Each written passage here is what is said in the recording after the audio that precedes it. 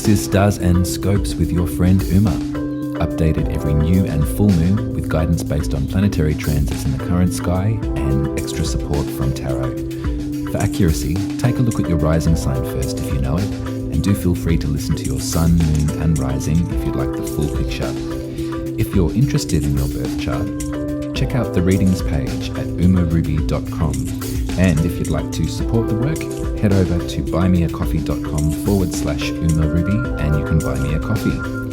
Finally, if you're a visual learner, look up Uma Ruby Tarot on YouTube and you can watch and learn. Okay, let's take a look. Hello Virgo and Virgo rising. Welcome to your horoscope for the new moon in Virgo, happening on August the 27th at 6:17 p.m. if you're in the southern hemisphere with me. This is your moon. Welcome. Come to it. Sit down by the river if you want. This is a beautiful time for you, Virgo, and it's been a long time coming, I think. Sometimes this is the middling point, if you think about it that way. Your patience has served you really, really well to come to this point at the halfway-ish point of the year to focus in on your very self. It's a really exciting time, and I can't wait to show you what we can look at.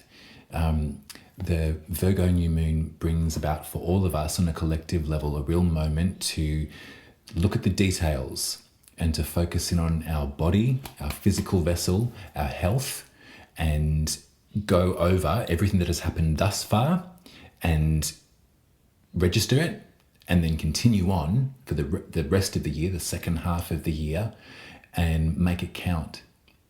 So in that way, I want you to take a moment with yourself, Virgo. I want you to sit down and think about what it is that you're here for and what it is that you've learned so far. It could be in the year. It could also be in the lifetime. Like there's a whole bunch of different ways to look at this, but really look at what you wish to achieve and what you have so far and what you know. I think I was thinking about this, and this is why I've got my PJ Harvey sort of vibe on, is the Roman sort of effigy or symbol of Virgo is the Virgin, isn't it?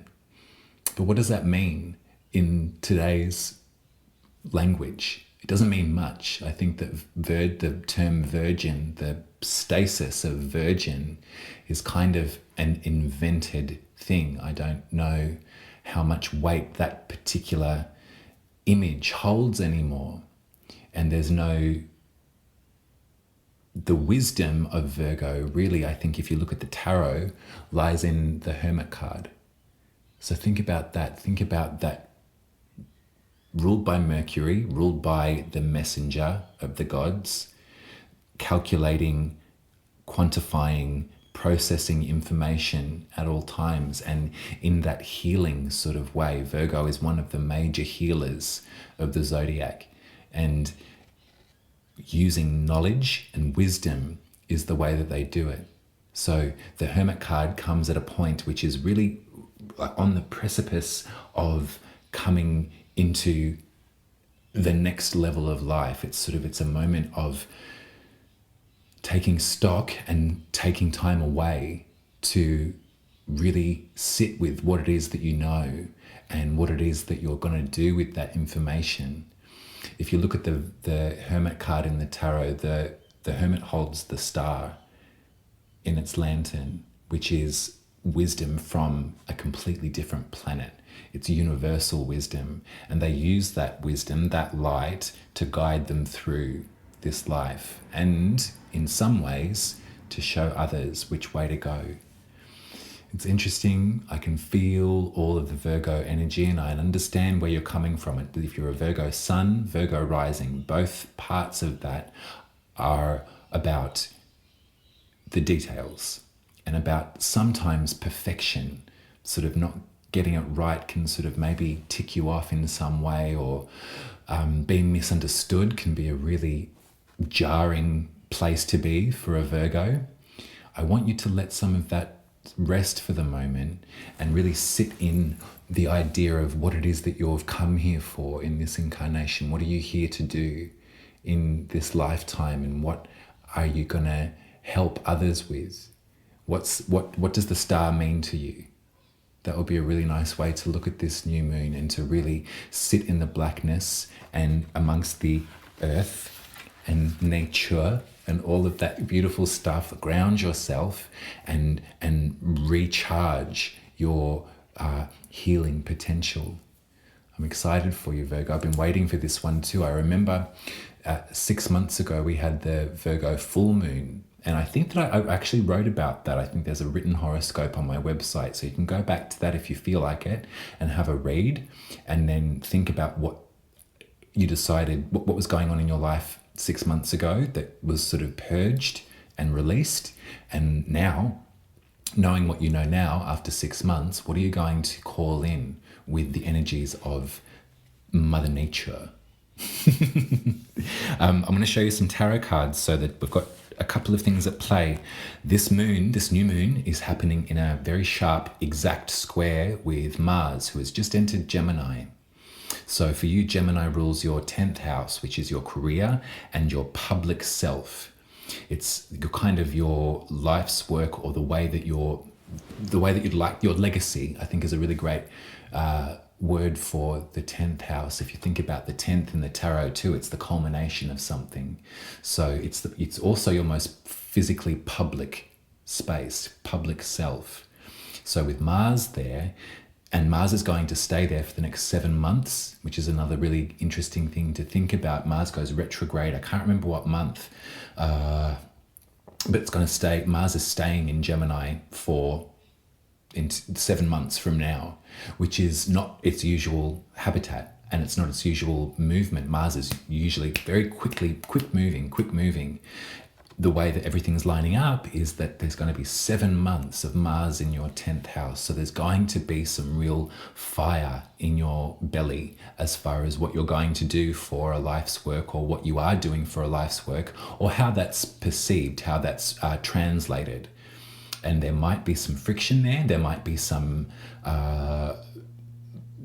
misunderstanding, which leads to, anger is a healthy emotion to have, or I was going to say righteousness. That's no shade, Virgo. The healthy righteousness is okay, but when it comes to how you're physically perceived, there's going to be a lot of action, a lot of forward movement there, and this moon's going to kick that off because it's in that square, that pressure point. The tarot card for where Mars is right now is the 8 of Swords. So think about that mental trap, that mental cage. Think about what is maybe holding you back, and remember and see in this card that you have everything that you need. You're on your own 2 feet to release yourself from whatever thought forms are banking up around that space. There might be some anxiety about what it is that you're going to be doing for your life's work, or how it is that you've been perceived or interpreted. That might be something that's causing you grief right now. And there's that square, that push and pull between this and the new moon. So the moon and the sun are at the 8 of Pentacles point. This is your card, Virgo, and this is a space and an energy that you're really good at. This card is hard work in its purest form. This card talks all about dedication and rhythm and ritual. So at this new moon, I want you to remember all of your beautiful Virgo traits. Remember that rhythm. Remember that safety that you feel in the daily tasks or in the rituals of life. There's so much to be learned from you, Virgo, and you hold so much for all of us in that way. Virgo, for the collective consciousness, for all of us, rules the 6th house of health and work and rhythm of the day. That's you to a T. So I think that at this new moon, I really want you to zone in on that card just for a minute and just have a think about what that means to you and how you've been operating in that energy and what this can produce for you for the remainder of the year. We're at the middling point. It's an interesting time. In the Southern Hemisphere, we're just leaving the winter behind and we're entering into springtime, which is going to be such a beautiful sigh of relief. In the Northern Hemisphere, it's the harvest time. So it's the time that everything has been planted and grown and it's time to reap what we have sown. So symbolically, reap what you have sown in this moment and look forward to something, Virgo. Look forward to the next frontier. So they're the tarot cards for the sky. There was another aspect that's happening at the moment too. It involves Saturn. We've been talking about Saturn for some time now, and those squares between Uranus and Saturn, which have really whipped up a whole bunch of change in the way that our power structures and our systems have been operating. And it can be really spooky at times, but it's for a purpose. Right now, Venus has entered Leo and is in direct opposition with Saturn. So remember that sense of boundaries we talked about last fortnight that Saturn represents, and think about what Venus represents, which is beauty and love and art and abundance and all of those amazing traits. That's in Leo for you, which is your 12th house, which is your unconscious mind, your unconscious awareness. It's that place of pride that comes to you in second nature. So I think that might be an extra color to paint for you, Virgo, in your manifestations, is using Venus's energy in your dreams, calling that beauty and that goddess in your unconscious self. Call her in and see what might happen. I'm going to leave the astrology there, I think, Virgo, because I really want to dive into some tarot for you. I wonder if you're the first one that I've filmed, Virgo, and I wonder if my camera angle is the right one because my neck's getting a bit sore, always looking up. But we'll see. We'll see if this is... I wanted to create some sort of grotto for you, some sort of like earthen sanctuary. I wanted to call in the PJ Harvey down by the water, you know, that's sort of like Virgin Who. That's what I kind of wanted. That's the energy that I wanted to bring into this reading today. So let's see if it works. Let's see if it works. And let's ask Tarot for 3 cards. There's the boundaries of Saturn. There we go. You're moving on to clear crystal waters where you can look in your own reflection and you can use your information, your knowledge. You're ruled by Mercury. Remember that, Virgo? You're ruled by the messenger, by intelligence. And you're using that at this time to move away from something too turbulent, too choppy. There's 1 card. Let's get 2 more cards, please. The Emperor. And 1 more.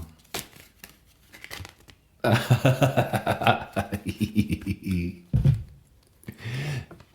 got the Hierophant.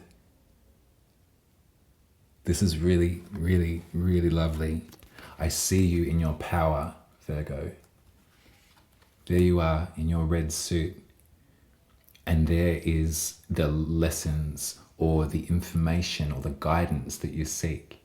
You're coming to this place and there's something about you, Virgo. Yeah, I wonder what the esoteric realms or spirit land has to offer you. I understand, you know, mutable earth. Remember, you are like clay. So as the information comes in, as you use your mercurial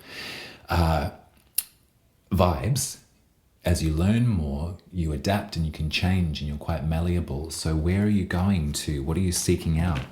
What power are you calling on? What's happening here, Virgo? Are you moving towards some place where you feel grounded in your knowledge of spirit land? Are you a witch, Virgo? Is that what you're doing?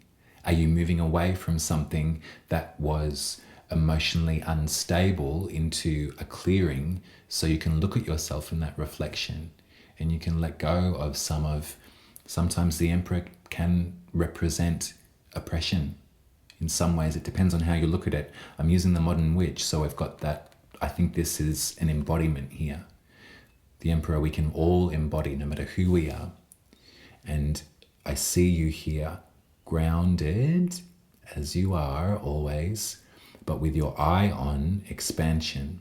Sometimes the Hierophant can represent our 9th house too, which is about mind expansion.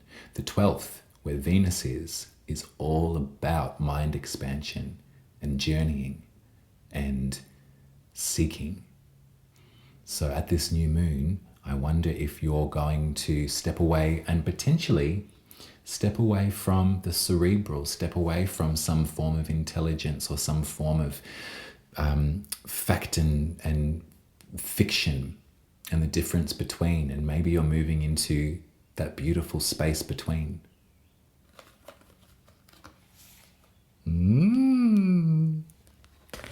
There's your sand, Virgo. All gone.